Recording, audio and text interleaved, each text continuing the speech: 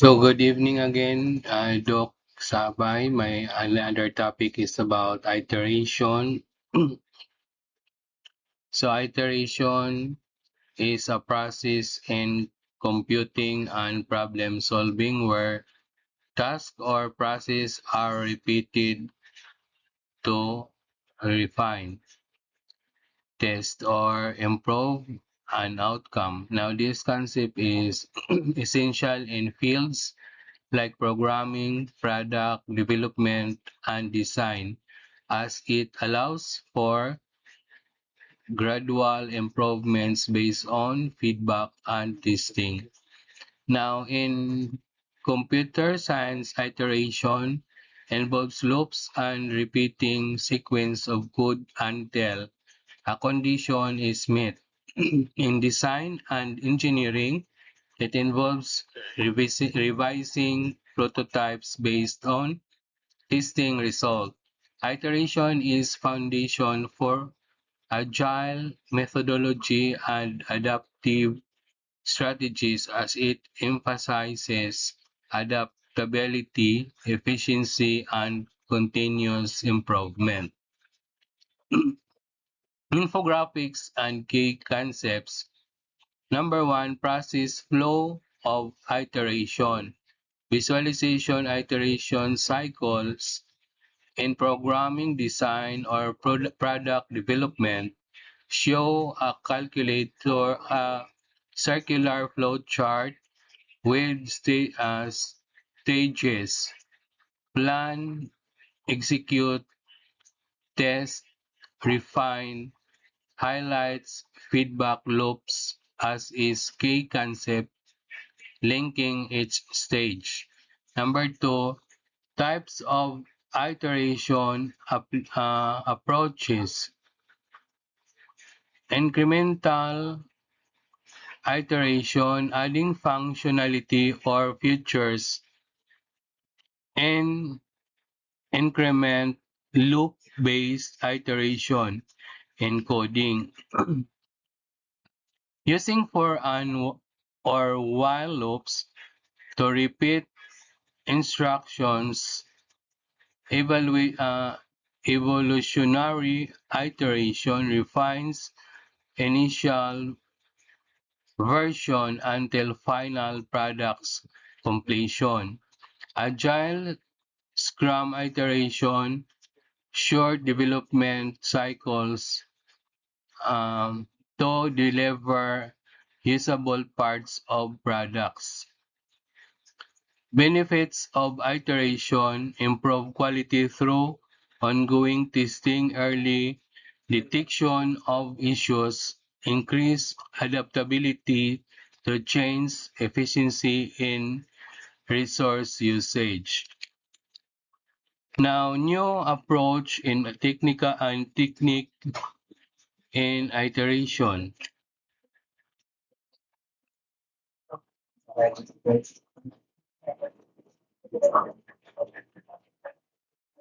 So number one, automated iteration and machine learning. Automated model tuning machine learning algorithms now includes automated iteration tuning processes. Example, AutoML to optimize model without manual iteration.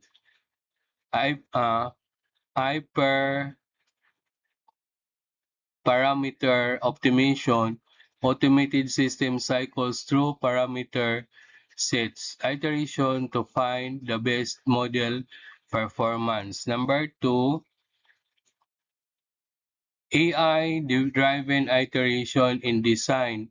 Generation design uses AI to generate multiple iterations of this designs based on input parameters, allowing rapid refinement.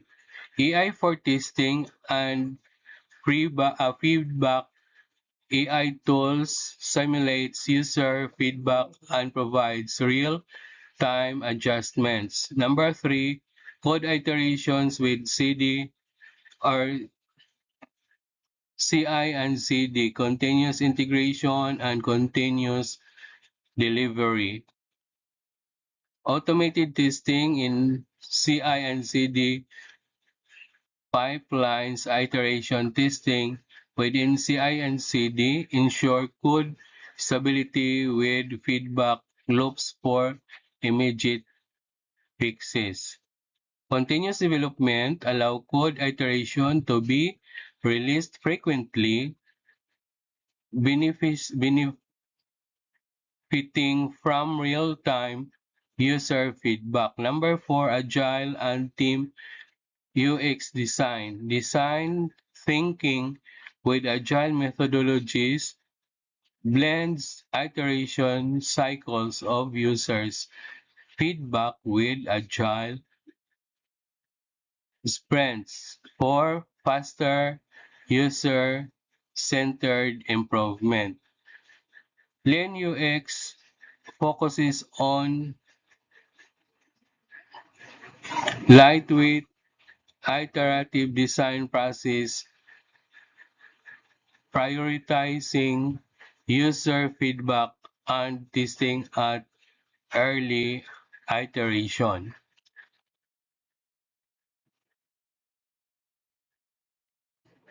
So the provided explanation, okay, the understanding iteration. Iteration is the process of repeating actions or steps to improve outcomes. It's widely used in computing design and product development too. Solve problems incrementally, test and refine ideas or solution, adapt to change requirement or feedback. So case solution, we have process flow of iteration. First is plan, execute, test, and refine. These feedback loops, you start by planning the work, execute it, test the result, and then refine based on test outcomes.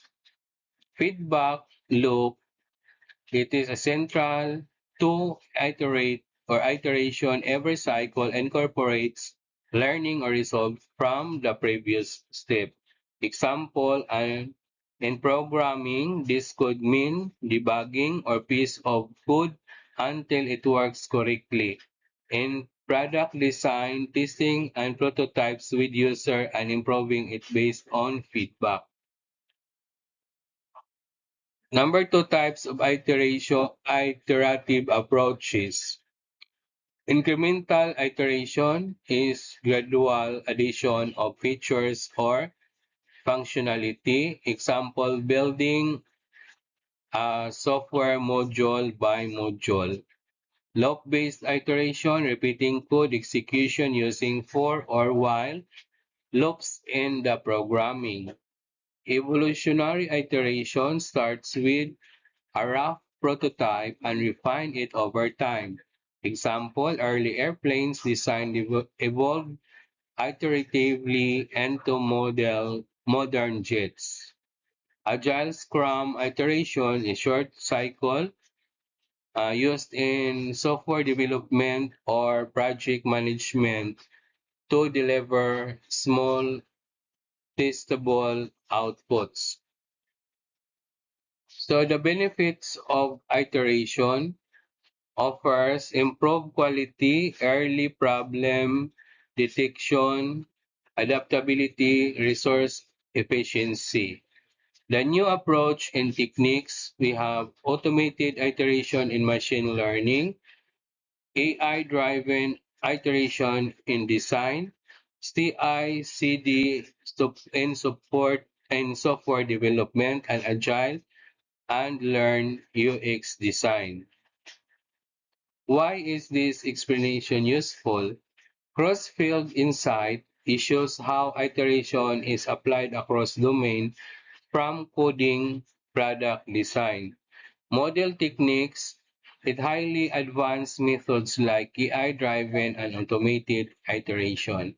Clarity in Windows, workflows explain iterative cycles as structured process, making it adaptable for different scenarios.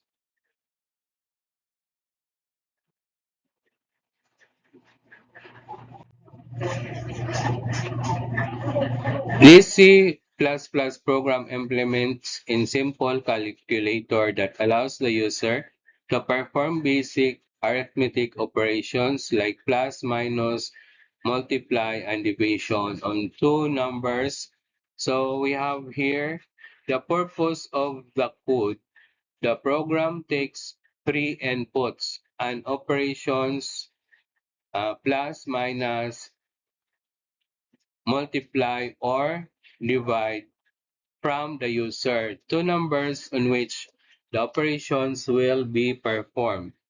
The program then executes the specified operation and outputs the result.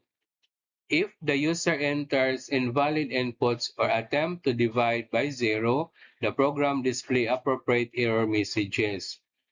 So we have here the code breakdown. Header and namespace. Okay, number sign include um, IO streams using namespace is TD. The number include IO streams library is used for input-output operation example, TN and cout. Using namespace std allow the program to use standard library function without needing the std prefix. So main function int main open parenthesis close parenthesis and bracket brace. The program starts execution in the main open parenthesis close parenthesis function. Displaying instructions cout sign single calculator n and cout choose an operation plus minus multiply and division and then cin operation. Print the message explaining the purpose of the program. Prompt the user the input a desired arithmetic operation which is stored in the variables operation. User input for numbers. Cout enter two numbers. Cin num1 and num2. Prompt the user to enter two numbers, num1 and num2, which will be used in the operation. These are stored as a double to allow decimal floating points operation. Decision making performing the operation, switch operation, then brace, open brace. The switch statement evaluates the user input operations and execute the corresponding arithmetic operation. Number one, addition. Then number two, case plus sign. Line three, cout result. Then num1 plus num2 and line 1. Break. Then add num1 and num2 display the result. In subtraction, case is minus sign, cout result num1 and minus num2 and line. Break, then semicolon. Subtract num1 from num2 and display the result. For the multiplication, so we have asterisk. The sign is asterisk, case asterisk, or multiply. Cout result num1, num2, and line. So break multiple num1 and num2 and display the result.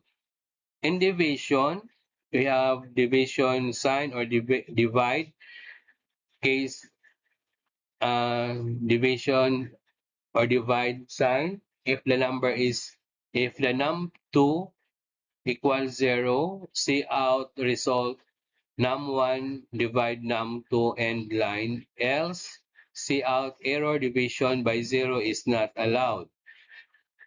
end line, then break. Now check if the division or the divisor num2 is 0. If it isn't, the program performs division and display the result. If num2 is 0, an error message is displaying instead, invalid input.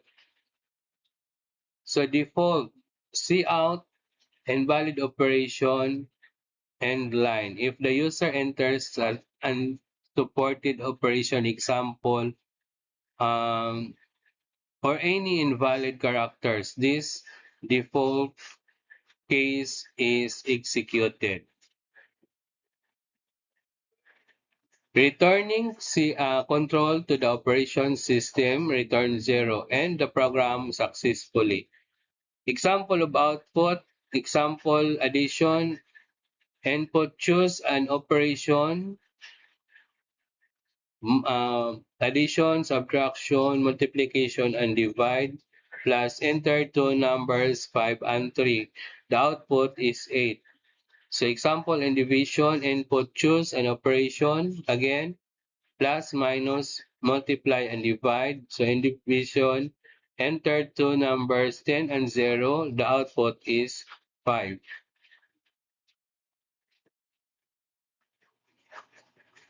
Example in 3, division by 0, input choose an operation again, plus, minus, multiply, and divide. Enter two numbers 10 and 0. The output errors. Division by 0 is not allowed.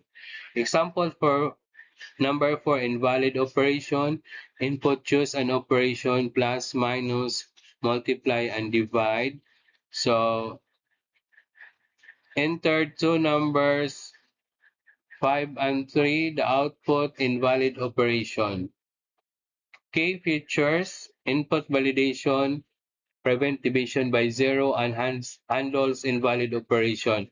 User-friendly, clearly display the prompt and result.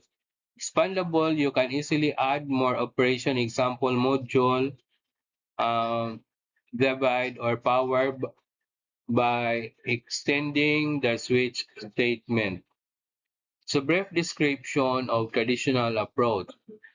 Traditional calculator program in C++, often using simple control structures like if-else statements instead of more robust techniques like switch statements, error handling, or modular code function. This approach is typically for beginners who are learning basic syntax and concepts.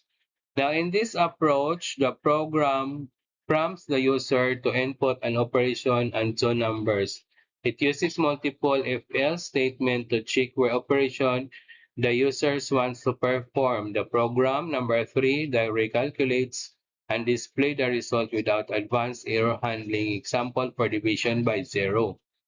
While this approach is straightforward, it lacks scalability and the ability to grateful handle unexpected input. Sample code using traditional approach.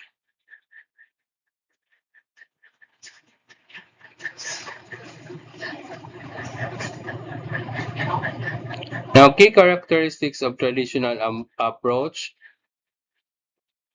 Simplicity uses if-else statements instead of switch. No error handling for division by 0, making the program prone to crashes if the invalid input is provided. No modularity, uh,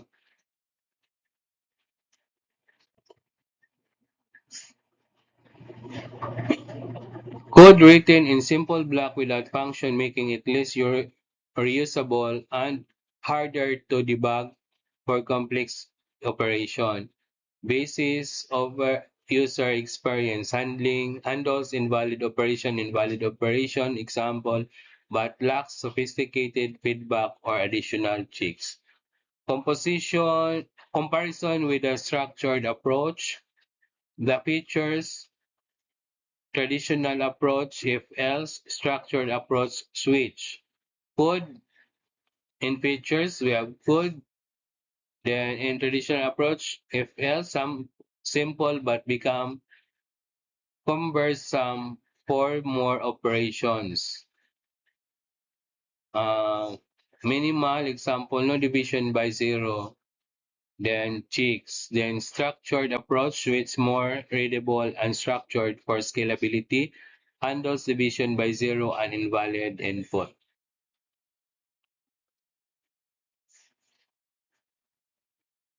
So example of output of traditional code. Example 1, additional input.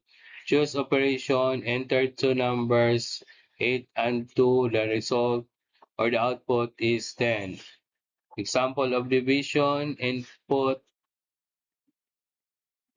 choose operation, enter two numbers, 6 and 0, and the output result is NF. Or okay, note the division by zero products IN or INF or infinity. In this approach without warning, unlike structured approach, which explicitly handle this case. Example number 3, invalid operation, input, choose an operation again, then enter two numbers like 10 and 2, the output invalid operation. So when to use traditional approach? Educational purpose to teach basic syntax and concept. Example, if else, cin, cout. Quick prototypes for simple and quick calculations without advanced needs.